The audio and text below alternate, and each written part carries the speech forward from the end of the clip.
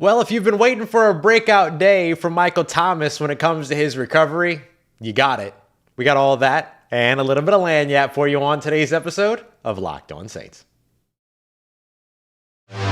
You are Locked On Saints, your daily New Orleans Saints podcast. Part of the Locked On Podcast Network, your team every day.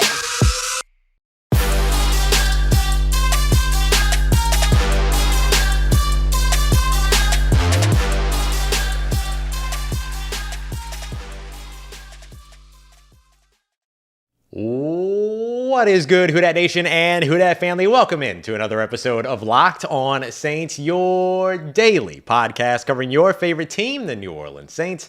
Part of Locked On Podcast Network, your team every day. Thanks so much, as always, to all you everydayers out there making Locked On Saints your first listen of the day every day. And also, don't forget, you can always subscribe and follow for free on YouTube or wherever you get your podcasts so you never miss a daily episode. And if you want to keep the conversation going one-on-one with me, gain access to our exclusive film studies, Q&As, inside information, early access, and much more, you can head over to joinsubtext.com/LockedOnSaints to join a community that I would love for you to be a part of. As always, I'm your host, Ross Jackson, at Ross Jackson Nola on your favorite social media, your New Orleans Saints expert, credentialed member of the media. You can find me as the senior writer and reporter over at Saints News Network, Sports Illustrated's Fan Nation site covering the New Orleans Saints. You can also find me every Tuesday on the Locked On NFL podcast and here with you every single Monday through Friday and then some on Locked On Saints. And today's episode of Locked On Saints is brought to you by Game Time. Download the Game Time app today, create an account, and enter the promo code Locked On NFL. You're going to get $20 off of your first purchase. Last minute tickets, lowest price guaranteed. On today's episode of Locked On Saints, it was an impressive day for the New Orleans Saints offense, but don't worry, the defense still got theirs. We're going to take a look at how the receivers got a little bit of a boost with the return of Rashid Shaheed and other news there as well. But first, it was a Michael Thomas day today for certain. And it was a big-time Michael Thomas day. He opened up with several catches. I think it was around 7 catches, including a couple of touchdowns throughout the day. And so if you've been waiting for Michael Thomas to kind of have this big I'm back kind of a day or a big like I'm back kind of a moment, I think today was that day, or at least is the early showing of that day. We've had a couple of days to where you could see the progress coming along in his game, but that's what it's been. It's been progress, right? Him working his way back, coming back from those injuries, most recently the one foot injury that he dealt with, the dislocated toe injury that he had last year that hit him in week 3 and then ended his season early when he was trying the initial comeback. Now, as he kind of goes into comeback part 2 here in the 2023 season, you've kind of been watching him incrementally get more and more and more involved. He would have vet rest days where he's not involved at all. He would have days where he's got lighter days, things like that. Today was the exact inverse of that. It was all Michael Thomas all the time, very, very early, whether it be 7-on-7s or in team drills. He was clearly a focal point of today's work from the New Orleans Saints, and he absolutely dominated when getting that level of attention back. And here's what I want to be really careful about, okay? When I talk about him, being back or the best yet that we've seen him and stuff like that, I'm talking about him sort of being the best yet that we have seen him so far this season. I'm not trying to say that he's back to record-setting Michael Thomas level. He doesn't have to be, and that's the real beauty about this season for the New Orleans Saints and this comeback for Michael Thomas is that he doesn't have to be a 100-plus, 149 record-breaking catch guy. It doesn't have to be 2019, 18, 17. It doesn't have to be that guy. He gets to be more like he was his rookie season to where he has somebody that's effective on the opposite side of him. Remember, the Saints had both, Michael Thomas and Brandon Cooks, no pun intended, but cooking back in 2016 when they drafted Michael Thomas.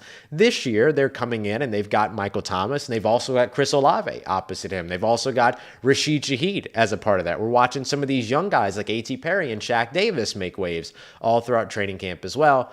They really don't need Michael Thomas to be 100 plus catches, to be 2019 year Michael Thomas or anything like that. They just need the best version of Michael Thomas that Michael Thomas has in 2023. And I think that we got our first early glimpse of that here during today's practice. So as I mentioned, several catches throughout, but the thing that you're really looking for here is the incremental growth that you've seen from him. He's getting more confident. He's getting more comfortable. We've watched that progress, that process all throughout training camp so far. And today was kind of the big day on Thursday where it was like, all right, Michael Thomas is the focus. We saw him with the curl routes over the middle. We saw over routes a little bit into the intermediate area. We saw the slant patterns. We saw some of these like quick outs and some of these drag routes, things like that. So we saw him kind of all over the field and running routes at every level of the field. He was running routes downfield, even though he didn't have any real big like downfield catches or anything like that.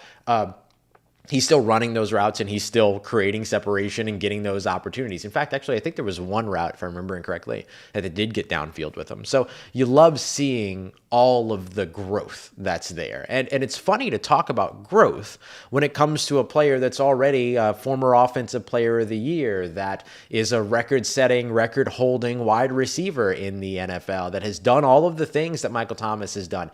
And when I say record-setting, record-holding wide receiver in the NFL, remember, I don't just mean the one season of 149 catches. I'm talking about, catches, receptions over the course of a first, first 3 seasons, 4 seasons, 5 seasons, all those different types of records that he also holds. Those are the things that you're looking at when it comes to Michael Thomas. So when you talk about him making progress, it's a little bit tricky because, like, where's the barometer? Where's the meter? What is it that you're trying to get? So that brings me to this next point and this next question, and I'd be curious to hear everybody's responses to this. What is your sort of high-level expectation for Michael Thomas? What would be a successful season for Michael Thomas in your eyes in 2023? For me, if he catches more than 60 passes and gets over 850 yards, you should be very happy with that, especially if you got Chris Olave on the other side, who I think is going to wake up, week 1, September 10th morning with 1,000 yards and 7 touchdowns at least, right, for the 2023 season. And so when you have that big, explosive, playmaking guy over on the other side, then you have a guy like Michael Thomas who picks up an extra 850 yards. The New Orleans Saints haven't had a pair of wide receivers go over 850 yards for seasons, for years at this point. And so being able to have him out there, maybe that's the real barometer for you in terms of what's a successful season for Michael Thomas. Maybe it's the number of games that he's available. But in terms of his production, if he's over 70 catches, over 60 catches, and he's right around 800, 850 yards, you're pretty happy with that. And I see, like, there's somebody that's talking about, like, yards after catch for Michael Thomas. That's not Michael Thomas's game. It's never been Michael Thomas's game. And so he doesn't need to add that. It's, can he pick up yardage for you and get open before the catch and help you move the chains? Can he make contested catches for you? Can he close out in the red zone? Like, those are the things you really need to see from him. The fact that he catches a pass and turns north and south and picks up an extra 3 or 4 yards is valuable, and he is able to do that. I think turning a 9-yard gain into a 13-yard gain has obvious benefits to it. But if he doesn't have a ton of yards after catch in his game, that doesn't matter. That's not really a part of his game, and that's not what the Saints are looking for from him. What they're looking for from him is, can I target you in a tough situation and you use those hands to come up with a big catch? And what we got to see a lot of today was him showing, yeah, I can still be that guy.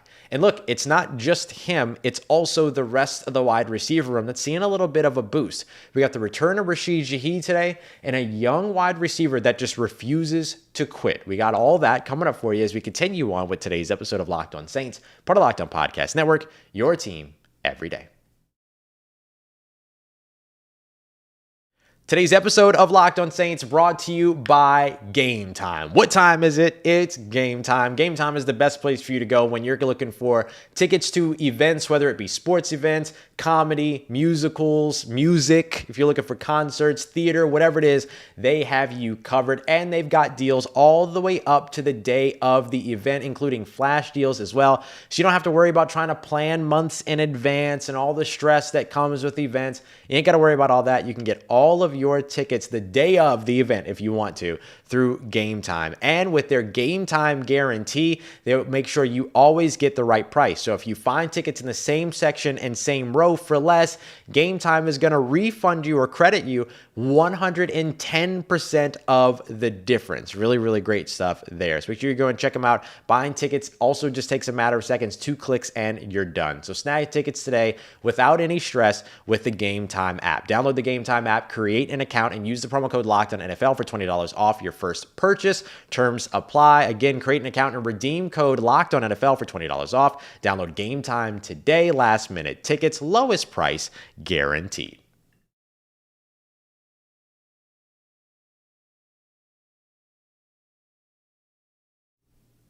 All right, family, continuing on with today's episode of Locked On Saints. Appreciate all you everydayers, as always, for being here with us and making Locked On Saints your first listen of the day. The New Orleans Saints wide receiver room is getting a boost when you see Michael Thomas perform the way that he did on Thursday, but he wasn't the only boost to this room. The New Orleans Saints also returned a big piece. Slowly, right? Slowly bringing back a big piece, but it was great to see Rashid Shaheed back out on the field today. Yes, he was out there and was out there for stretch, out there for a little bit of individual drills, and then went back, just like we actually saw with Marshawn Lattimore just a day ago. Same thing happened with him. They brought him out. He was there in stretch, operated and participated a little bit in individual drills, and then went on about his day elsewhere as he continues to get that knee under control. And Dennis Allen, by the way, gave a quick update on that today. If you want a quick update on Marshawn Lattimore, which I know you do, that there's no structural damage at all when it comes to his knee. And then they have him on some meds and stuff like that to kind of keep the knee from getting out of control and managing that situation. So I assume that probably means like swelling or something like that they're trying to just keep under control. So no big deal. Like I mentioned before, there seems to be no big issue when it comes to Marshawn Lattimore. You should expect to see him week 1, but I wouldn't expect to see him anytime soon because why? Why see him anytime sooner than that? Similarly, for Rashid Shaheed, with him being back out there during individual drills, him being back out there when it comes to stretch, it just shows that he's making progress, right? We saw him travel with the team to Los Angeles. We saw him on the sideline in Los Angeles and in Costa Mesa. So you've already known that there's been some progress when it comes to his recovery, coming back from that groin injury, which I think was all the way back on August 6th, if I remember correctly. It was like day 9 of training camp practice. Here we are in day 20, and he's made his way back. But, however, don't expect to see him in Sunday's game, right? Don't expect to see him play against the Texans. The Saints will take their time. They said, Dennis Allen did, that they expect to see him maybe a little bit more involved on Friday's practice. We'll see just how involved, but expect him to take that really, really slowly and just focus on having him ready for week 1. He's not fighting for a roster spot. He's not somebody that needs to prove anything. He's not jostling for position. You know who Rashid Shaheed is if you're the New Orleans Saints, and you know the value that he brings to the team. There's not really any reason to rush him out there anytime sooner than that. The only thing is going to be getting chemistry again with Chris Olave and Michael Thomas, but they've got 2 weeks in between the preseason game and the first regular season game to worry about all that. So when I look at where the Saints are also getting a boost, it's hard not to include, of course, in this conversation, the play of Shaq Davis and A.T. Perry. A.T. Perry, again, with a big catch, a couple of big catches, actually had a really nice catch down the sideline today. There was an interception that went his way, not because he wasn't able to make a play on the ball. It's just that the ball was just it kind of sailed. It just got away from Jameis on that one. I don't think that was a bad throw by Jameis. I'm not exactly sure what he was seeing, but that's, he's the quarterback. He makes that decision. But he was trying to lead, I think, A.T. Perry away from one defender, and then Anthony Johnson just read it super well, was able to cut underneath and intercept it. Not a big deal. But a great play by Anthony Johnson, and he deserves, obviously, that. Did I say Anthony Davis earlier? How dare I? How dare I even evoke that man's name? But Anthony Johnson being able to swing under and make that interception and everything, that's good stuff for Anthony Johnson, for sure, who's, of course, fighting for a roster spot. But we saw A.T. Perry go up there, try to make a big catch. He had one catch that he made. He came down out of bounds, but he made a great play on the sideline, still made the catch itself. So you're still in a practice environment. You're like, all right, good. You got the catch. Next time, just get the feet in bounds. You know what I'm saying? And then the next thing we saw was a pass to him in the back corner of the end zone when they were kind of doing what Dennis Allen called just simply like a move the chains type of work. They started on the 25. They ran it as if it was a simulated drive, first down, second down, third down, all that kind of stuff. And they ended up putting a pass up to him, Derek Carr did, in the back corner of the end zone on the right side. And he went up to catch it, came down hard, clearly had the wind knocked out of him, or got hit somewhere unpleasant. I'm not sure which one it was. And that could, and sorry, when I say hit somewhere unpleasant, I mean that could be like in the face, it could be in the stomach, it could be any number of places. Sorry about that. But wasn't able to come down with the catch, but popped back up, was good, clearly kind of just like had the wind knocked out of him or whatever, and then ended up being able to continue to play for the rest of the day. And then, had some nice routes that he ran, some nice catches that he made, all of this stuff. So A.T. Perry continues to shine. But one of the guys that really, really just keeps finding a way to do it is Shaq Davis. Shaq Davis with a fantastic catch today on a beautifully placed pass by Jake Haener during red zone team drills. I think it was Adrian Fry that was in coverage. I'll have to double check that. But Shaq Davis kind of working on an out route pretty close to the line of scrimmage on the snap there within the 5, worked on an out route, created a little bit of separation from the defender. Jake Haener put the ball up and away, which is where you want to put it. You don't want to go low and behind because then that gives the defender who's trailing the opportunity to make a play on it. Said he put it up and ahead, which is where you want it. And Shaq Davis with that big 6'6" frame just reaches his arms out outside of his frame and plucks it out of the air, and it comes down for a touchdown with it. So Shaq Davis, again, continuing to impress. It's getting harder and harder, I think, for folks to keep him off of a 53-man roster at this point. I mean, goodness gracious. He is just one of those guys that is just an above the rim kind of player. Ripping him here says Shaq can dunk too. Yes, he played actually 3 through 5. He told us when he played basketball. So he played like wing forward and then played all the way up to power forward and center. And basically when we asked him, I think it was Brett Martell over at AP, asked him like, which one were you best at?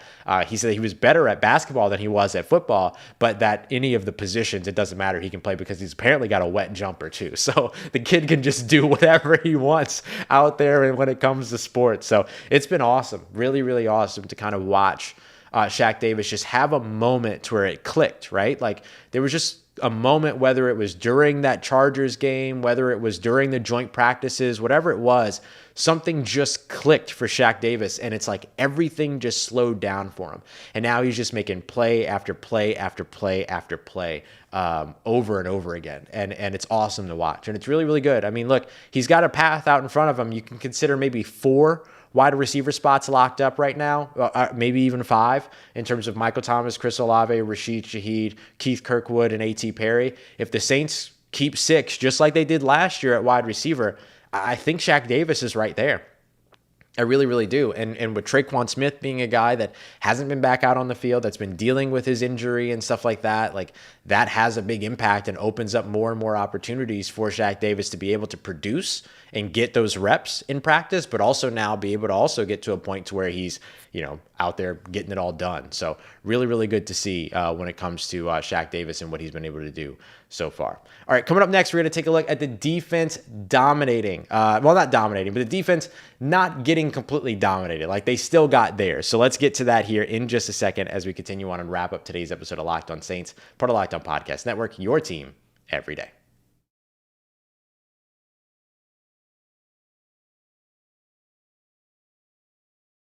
Let's get it, Who Dat Nation. Wrapping up today's episode of Locked On Saints with our look at the defense and the fact that they didn't let it all go. Like they still had a pretty solid day out there, even though the Saints offense started off really, really well. I mean, we were talking about how the Saints have been, over on the offensive side over the course of the last couple of days, as well as the way that they've been looking in terms of like today, they got off to a really, really nice start. We're seeing some of the wide receivers and all that just kind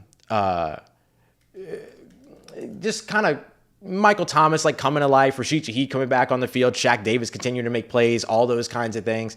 I think that has been something that maybe you look at and you go, oh, okay, well then the defense must be struggling. But really the defense isn't struggling. It's just that the offense kind of got off to a faster start and then the defense kind of recovered. That's really the way that I would look at it. Because the offense as a whole started off going 16 of 22 today in the first few reps. 28 of 31 in the first 2 periods. So that was like 7-on-7s, team period 1 and team period 2. They are And that included Derek Carr going 10 of 10 to start out practice today. But that didn't stop the defense from still getting theirs. Toward the end of practice, things absolutely turned on entirely. Derek Carr started 10 of 10, but finished 16 of 22 with a pick. Alontae Taylor with a huge interception down the left sideline.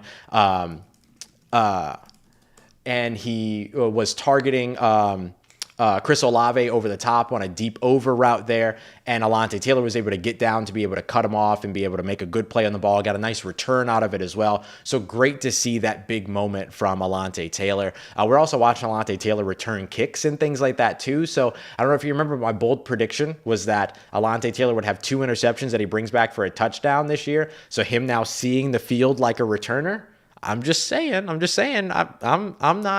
not entirely off base here with my crazy thing, with my crazy thought, with him being able to do that. But the Saints also got into the backfield a lot. So a lot of disruption. Defensive line was able to be disruptive again. Carl Granderson with 2 sacks. Tano Passanio got in the backfield. Kyle Phillips got in the backfield.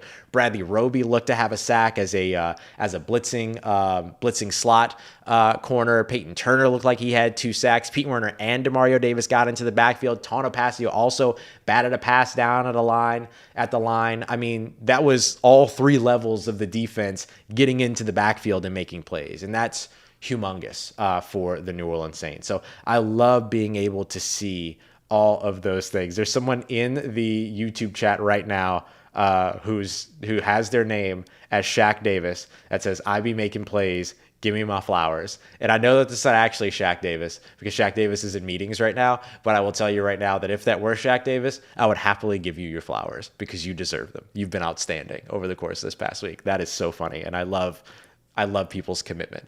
The next piece that we want to look at here, though, is what else the defense has been doing. So I want to go back to the 2 interceptions that I want to highlight here. The 2 interceptions today, Alontae Taylor had one of them on Derek Carr. So it was a pass that Derek Carr threw that he was targeting Chris Olave, that same one that I mentioned. That was just outside of the end zone, but it wasn't on a need a touchdown type of a simulation. That was just moving the ball downfield. So there's 2 things that I want to highlight here. The first of which is that even in a drill where they're not necessarily doing the like, oh, we've got 2 minutes left, down 6, need a touchdown kind of a thing, it instead was just kind of like moving the ball downfield the way that you would for like an opening drive or something like that, right?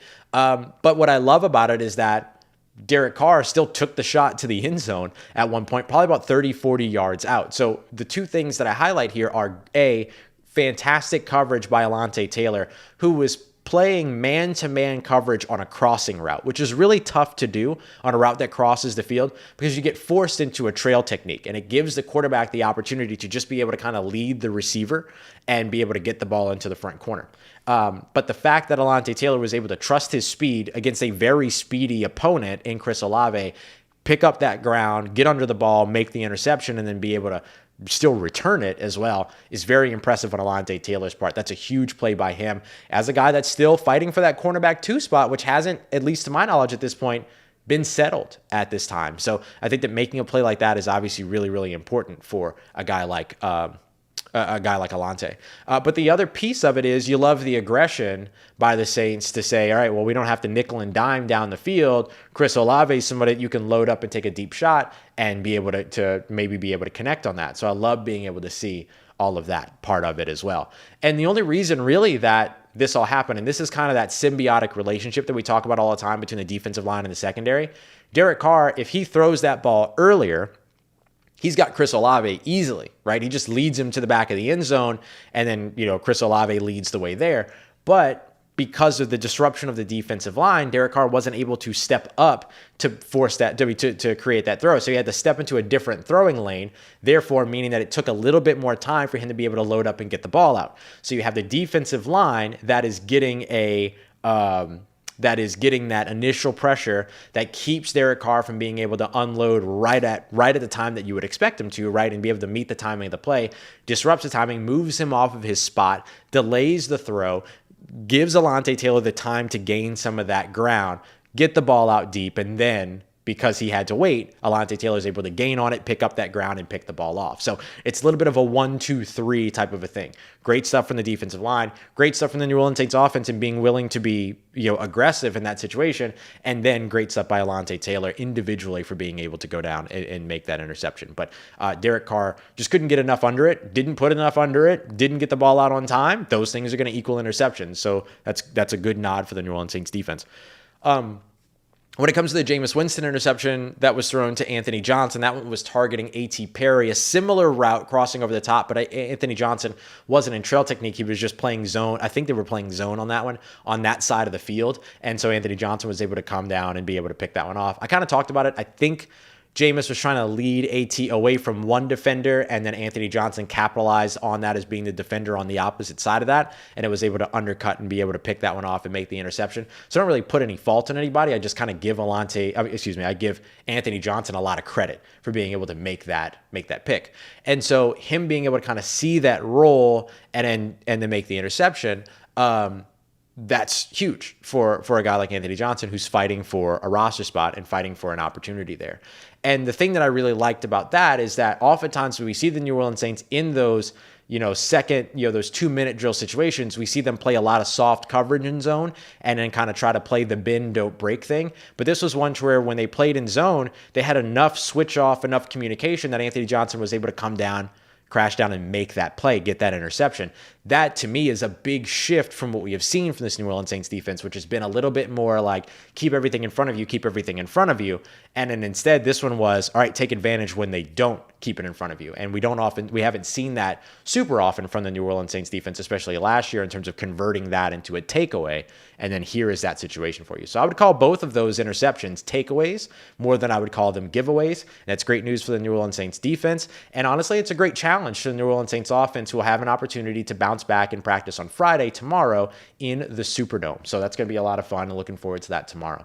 Tomorrow morning, I'll have a fresh episode up for you. Going to let you in on a little bit of my conversation with New Orleans Saints legendary tight end coach, Clancy Barone. If there's somebody that you want to learn from on this New Orleans Saints coaching staff, it's probably Clancy Barone, because the guy can't stop producing Hall of Famers. So we're going to take a look at that.